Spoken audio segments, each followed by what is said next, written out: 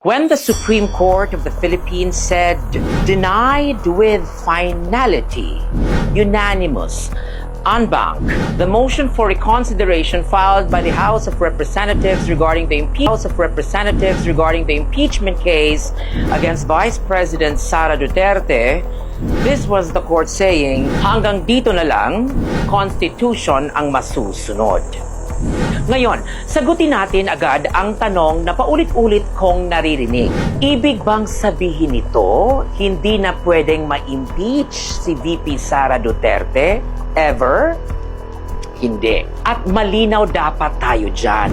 What the court enforced is the one-year bar rule under Article 11, Section 3, Paragraph 5 ng Constitution. Isang impeachment proceeding lang per official per year, period. May mga naunang impeachment complaints na naisampa kahit na archive, na-dismiss o hindi umusad, counted na yan. Na-trigger na ang one-year bar. So yes, sarado muna ang pinto pero hindi ito kandado habang buhay. February 6 ang reset date. Pagdating ng February 6, pwede ulit tumanggap ng impeachment complaints laban kay Sara Duterte kung tama ang proseso at may sapat na basehan. So let's kill the fake narratives. Hindi ito immunity, hindi ito pardon, hindi ito ligtas na siya forever.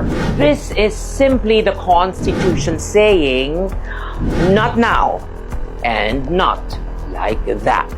Ngayon, pag-usapan natin ng tamang proseso kasi dito talaga nadulas ang House. Paano ba dapat mag-file ng impeachment complaint? Legally.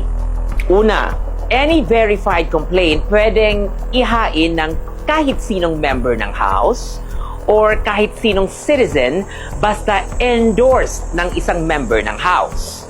Ikalawa, i-file ito sa Office of the Secretary General ng House.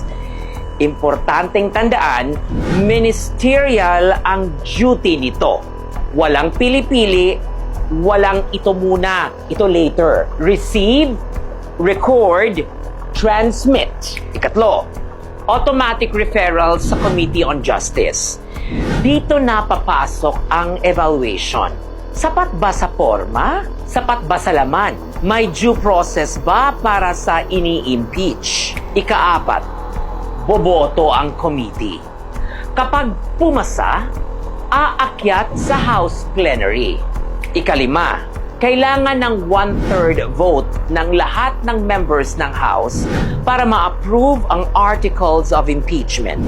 Only then, saka lang dalhin sa Senate for trial. So ano ang naging problema? The Supreme Court saw constitutional red flags. Nilabag ang one-year bar, may due process concerns, minadali ang proseso, ginawang political shortcut ang impeachment. At kapag ang impeachment ay naging lawless, obligasyon ng korte na makialam.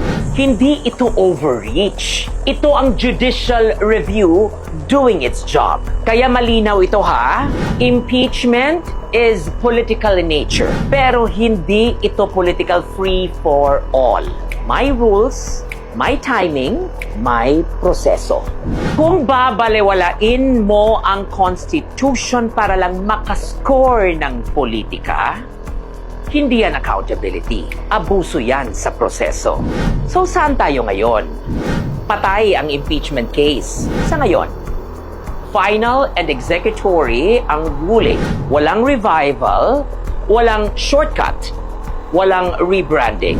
Pero pagdating ng February 6, 2026, the Constitution itself allows a fresh impeachment complaint kung may bagong basehan at kung susundin ang tamang proseso. The Supreme Court did not say never. What it said was, hindi ganito, hindi ngayon. At sa isang constitutional democracy, that distinction matters because accountability must be lawful. Power must be disciplined. And the Constitution always has the final word. A few moments later. Kung nag-enjoy kayo, Please follow, like, comment, and share!